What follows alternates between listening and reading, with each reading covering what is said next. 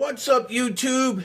LV Train Guy 2345 coming at you with another how-to video. I'm doing a lot of work on my workbench and I'm doing scenery today. And I thought, what better time to show you guys on how I do scenery a little bit. I just recently molded in a tunnel portal from scratch. It's going to complete my mountain scene. And I just thought I'd do this video to kind of show you guys on the process on how I do it. And I have a workbench set up behind me. And I thought this would be a great opportunity to kind of show you. And as you can see, this is the tunnel portal that I'm working on and that I molded in. And you can see how the mountain is going to blend in with the other part of my layout. And I do have a 2-track main, as you can see, that goes into the tunnel portal. The tunnel portal itself is made by Chooch Industries. It's just a plain tunnel portal that you can get at your local hobby shop. And it's a modern style tunnel portal made out of concrete. Now you can get these tunnel portals in like a cut stone pattern like they used to use like in the steam era ages. But I decided to go modern for on my main part of the layout. I do have cut stone tunnel portals on another part of my layout, which I'll show you guys at the later future. That's in my second level on my layout. My layout is a 2-level layout. And so this is how I molded it in. I took strips of cardboard and I pretty much webbed the cardboard to make the outline, as you can see. I basically glued the bottom to the floor, and then I fastened it to my backing.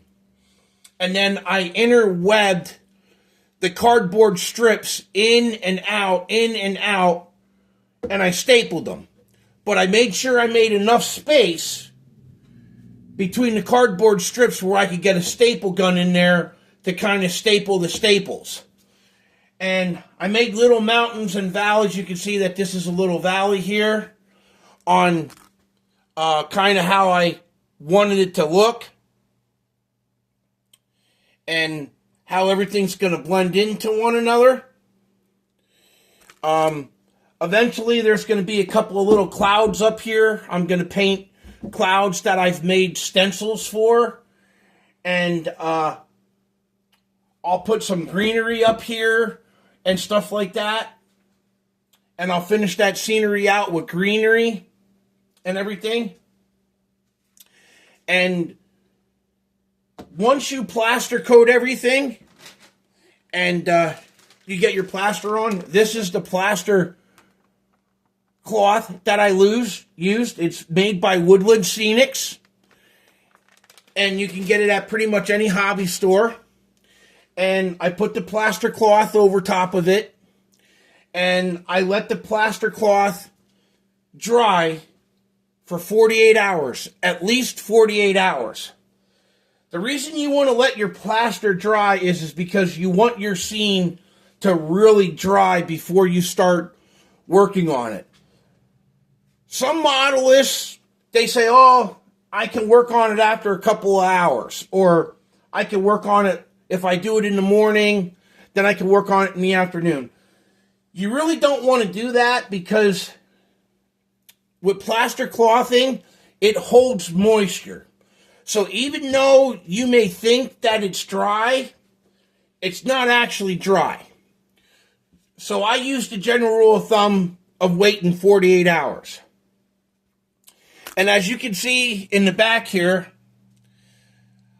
I have to cover that with what's called sculpta mold.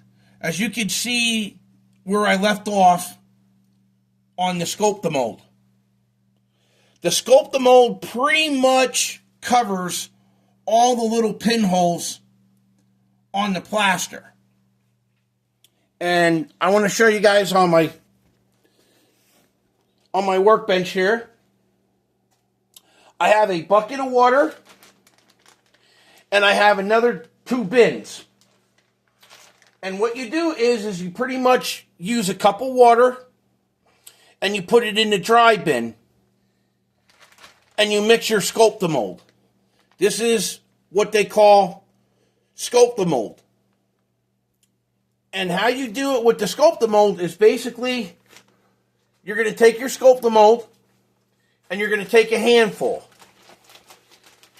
Because you want to make this in small batches. And you want to throw that in your dry bin. Okay? And you can see it in my dry bin with my spatula. Then what you're going to do is you're going to take a regular plastic cup of water and you're going to dump it into the water, and then you're going to put it in your bin that has the sculpta mold.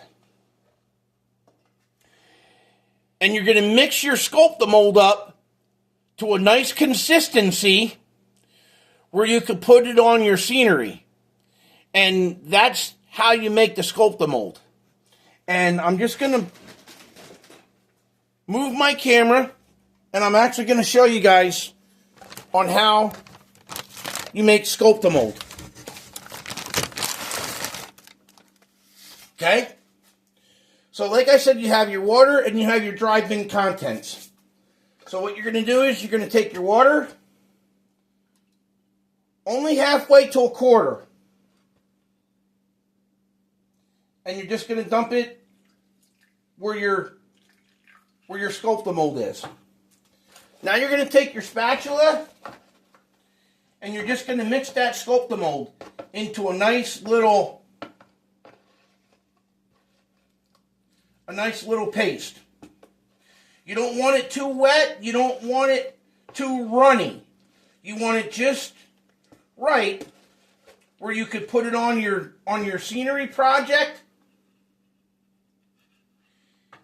And it's not going to be too sloppy, and it's not going to run for you. And you want to just mix it up until you get a nice, good consistency, like so.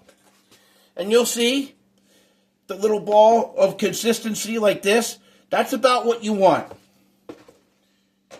Now I'm going to put you back up top. And I'm going to show you how we apply it. Once you have the practice like I have, it's an easy solution. I'm going to put my bin next to my project. And basically that's all you do.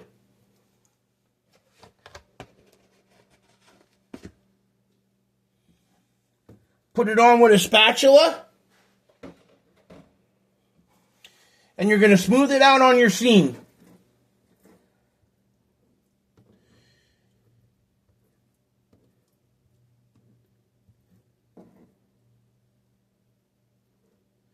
And you want to do little batches like that. And then that covers up your plaster that has all the holes in it. And eventually, you don't really have to worry too much because I'm going to paint it and it'll look like it's ground when I paint it.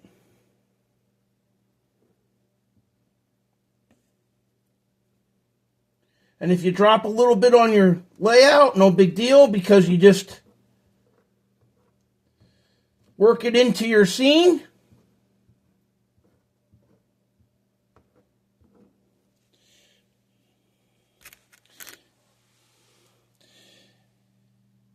And as you can tell, it's starting to fill in all of the little plaster holes. And eventually this is going to be painted brown.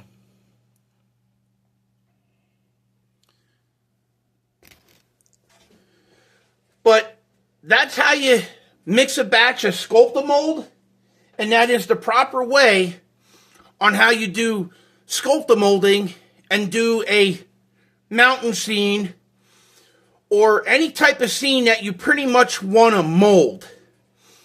Again, I was taught old school, so I was taught to use the cardboard strips, and you basically hot glue them to the bottom of your scenery, and you have like some sort of backing, and then what you're doing is you're under and over, and you can staple it if you have a staple gun, or you can hot glue them together. Either way, it works. And then once you have your outlining or your webbing done, then you can proceed to put your plastic cloth over what you had webbed. Once you get all that and you let it dry for 48 hours, then you can sculpta mold it. Once your sculpta mold is all dry and it's rock hard, then you can put whatever type of scenery that you want on. You can paint it any color that you want. I've known some guys that airbrush their sceneries, but I'm a little old school, so I'll actually hand paint this scene, Tunnel Portal, by hand with brown paint that I have, and then I'll follow that up with greenery, and then before you know it, this whole scene will follow through and look like the mountain, the greenery mountain. It'll all blend through. So it's coming along very well for a tunnel portal scenery. Some guys get the actual tunnel portal shells and they use that as scenery. I don't really like to use the pre-manufactured tunnels that they make out of styrofoam.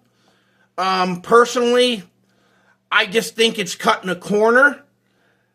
I know some people really aren't that creative or artistic, and that's fine if you use the styrofoam tunnel portals that they sell at the hobby shops. My thing is I like to do it from scratch, because when people come to look at your layout, it looks a lot better, and I have peace of mind when they say, man, that really looks really nice. And they say, how did you do that? And you explain the process, and they're like, wow, that really looks nice. But anyways, I'm going to get back to work, guys. This is Lehigh Valley Train Guy coming at you, 2345. Thank you for all the subscribers already, and I hope you guys like this video as well. Thanks for joining.